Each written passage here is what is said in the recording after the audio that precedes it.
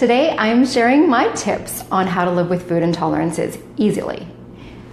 For those of you who don't know me or are catching the replay, my name is Ailey Swift and I'm the chef and owner of Simply Gourmet. At Simply Gourmet, we are all about making your life easier, whether that means home-cooked meals for our busy clients during the week or catering your event, we've got you covered.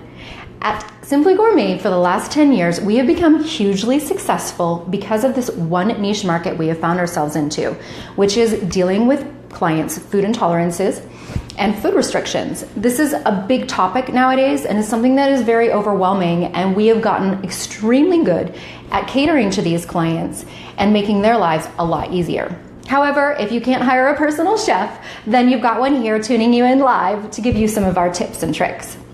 So I'm going to give you the first number one biggest thing I always tell people whenever they come at me with, how do I eliminate such and such from my diet?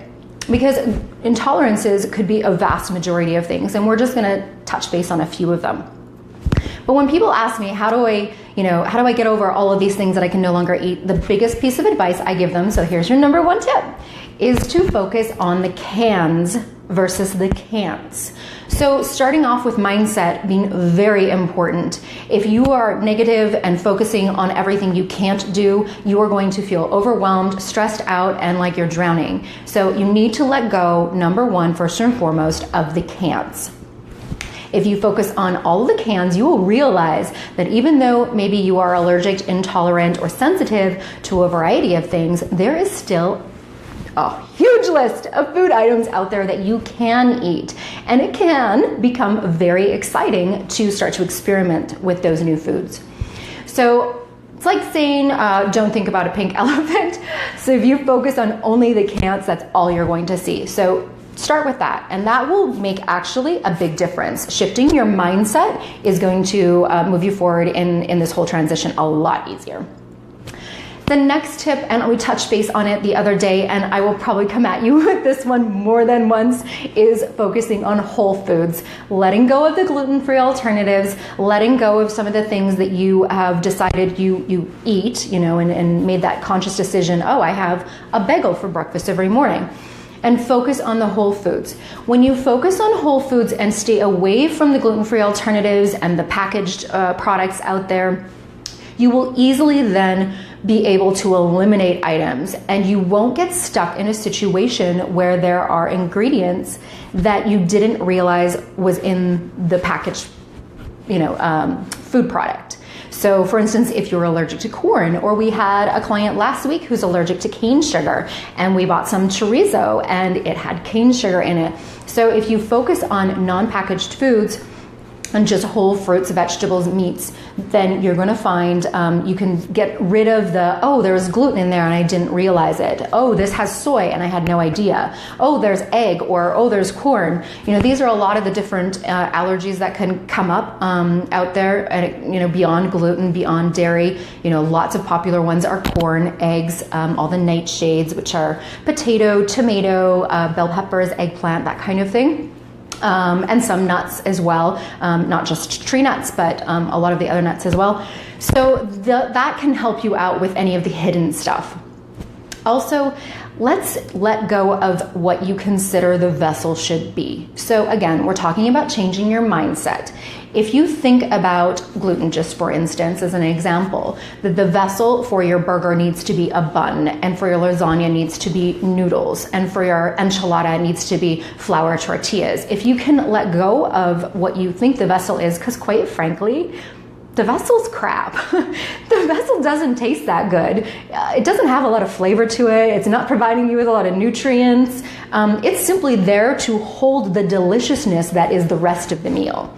So maintain the flavor, but let go of the vessel. So if you think about the flavors you're craving, you can still achieve that without having the vessel that it thinks it needs. Let's skip into dairy now, because this is a big one, and quite frankly, I'm going to say a few things about dairy that people might get upset about. One, we are the only species that actually consumes another species animal's milk, okay? We're the only ones. And thankfully, the dairy industry has decided that's what we need. However, Lactose intolerance is the norm. It's very, very common by about the age of 5 that you stop producing the enzyme lactase, which is what breaks down the lactose. And so therefore it's almost more common to be lactose intolerant versus be able to still tolerate lactose. So when it comes to a lactose situation for dairy, you're in the norm if you don't digest it well. And I'm one of those people, right from a young child. My mom can attest to that dairy did not sit well for me. There's also something to consider though, because it's not just lactose that is the issue. That is the easier intolerance to sort out, because a lot of cheeses, hard cheese, any aged cheese, does not contain lactose. And so, unless you're, working with the softer cheeses, you can actually still enjoy cheese, because I love blue cheese too, Tam. But yeah, that one I can't promise you. But if you focus on some nice, good, hard cheeses, and there's a lot of raw cheeses out here in Calgary that are amazing, because I do love my cheese, then if it's a lactose issue, you can still work that into your diet. If it's a casein, a milk protein issue, entirely different story.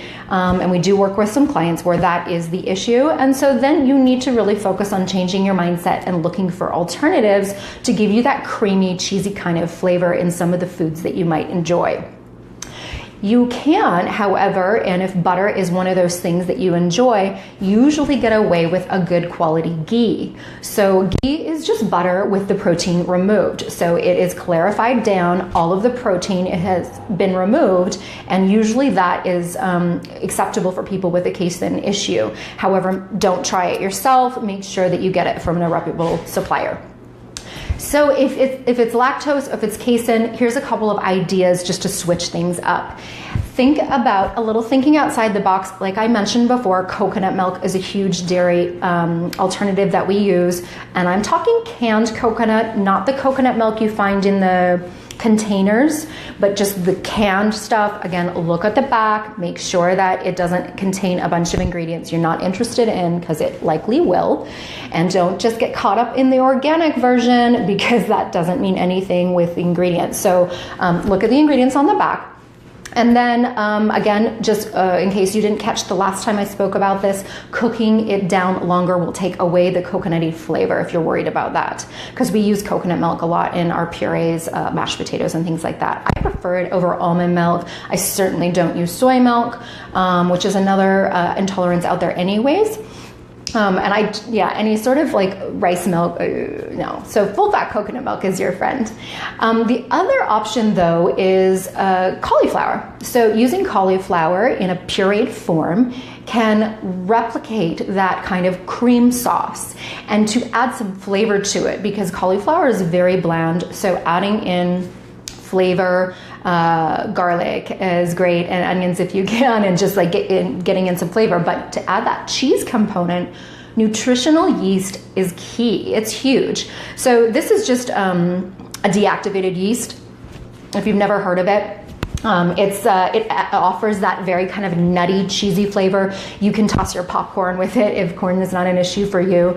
But we use it a lot for our vegan and vegetarian clients, number one. And then any sort of time we're looking for that nutty component. So add that into maybe your cauliflower puree. You can make a beautiful spaghetti squash lasagna with that cauliflower puree in there as the ricotta. I also use zucchini a lot. I use zucchini noodles. However, I never cook them. I always use them raw and add my hot dish to them so that they don't go watery and don't lose that al dente. So that's another key thing. But step outside of the spaghetti squash zucchini noodles, because we've all heard that, and look at all of the other vegetables you can use as your vessel. So all sorts of squash. We work a lot with butternut squash, making ribbons. So you don't need a spiralizer. Just take a nice wide blade vegetable peeler and take it down the whole butternut squash and make ribbons out of it, and then just toss it in some avocado oil, salt and pepper, roast it off at about 425 for maybe 8 minutes or so. Just again, you want to have a little bit of a bite, and we use that as a vessel pasta replacement for a lot of our dishes. Also carrots another one. Parsnips, another one. You know, you can spiralize them or ribbon them up and use that as a replacement. We made zucchini enchiladas maybe, I don't know, a month or so ago, and they were delicious. Again, just raw zucchini, but that was baked. I also saw a zucchini pasta, like a tortellini, so just folded over the other day on Facebook, which really brings me to the next topic, and that is the beauty of living in today's day and age. We have something called Google. So when people ask me for some ideas, I often suggest this, and I hope they don't take it the wrong way, but Google it. You know, get on your phone or your computer or whatever and Google recipes without, or paleo recipes are a good catchphrase to use because those are always going to be gluten-free, dairy-free, or they generally are and should be. But Google, you know, breakfast ideas, you know, breakfast protein bars without oats, right? And you will be amazed at what comes up and what you find just by a quick Google. So that really is your friend. Embrace the Google. So I think one more thing I wanted to touch base on with the dairy is another one is cashews. If you're not allergic to cashews, they make a great dairy replacement. They take a little effort. You have to soak them. Usually overnight is your best bet, but they can also be blended down. And I've seen some pretty incredible cheesecakes made dairy-free with cashews, which, I mean, hey, it's going to be expensive. It's certainly not low-cal, but I mean, neither is the regular cheesecake. So those are some of my main tips. Please tag a friend below if you know somebody who's struggling or feeling overwhelmed living with a food intolerance, or simply just wanting to go gluten-free or dairy-free as a part of a lifestyle change. I did mention I don't have an intolerance per se to gluten, but I know that it leaves me feeling heavy and bloated, and I feel better off without it. Dairy absolutely is a bit of an intolerance for me, so I stick with just enjoying some hard cheeses maybe once a week. I try not to eat cheese every day, although I absolutely could, but I would never eat cream sauce, for instance. Like, that doesn't even actually sound tasty to me. So if you start to change your mindset, is again, the number one key is focus on the cans versus the can'ts. Number one key. If you have bigger intolerances, because we have a ton of clients with intolerances like here. One client we've been cooking for years, she can't have onions, garlic, any sort of vinegars, no mushrooms, no anything that it digests as sugar. So not even a butternut squash. The only squash she can have is spaghetti squash. So a lot of things that create flavor she can't have. So with her, what we focus on are a lot of herbs and spices, fresh herbs and dried. She likes spice, so that makes it easy. And then we really focus on cooking things down. So slow cooking, braising things.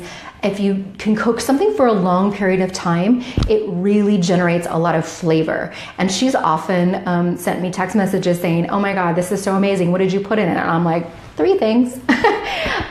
So it can absolutely easily happen if you can change your mindset, and that's 100% the number one tool is focus on the cans versus the can'ts. For those of you out there watching, or again, if you know somebody that has much larger food intolerances, feel free to send me a private message and I'll help out with any additional information on those. Let's get into next week. Well, it's kind of this week. So I've made a decision I'm super excited and pumped about, that I will be going live every Sunday. Sunday, I think, is the day that, it's just before the beginning of your week. Most people are off work and can tune in. So every Sunday, I'm going to go live with my number one recipe of the week. So I will be bringing you a recipe that can be made. I'm going to go with 30 minutes or less because I think that's that kind of key, timeline that works well for people. So I'm going to come at you with a recipe, likely something that I've made the week before that I can share with you. For those of you that don't follow me on Instagram, I don't know why you don't, but check me out at Simply Gourmet YYC. I do take pictures of all of my dinners and post them. And I set one on IG the other day that went like huge. It was a super easy meal. I was in love with it, and I absolutely want to bring that recipe to you. So check me out there and come back on Sundays. I will let you know the time. Come back on Sundays so I can share every week my top kind of recipe of the week that we can do in 30 minutes or less.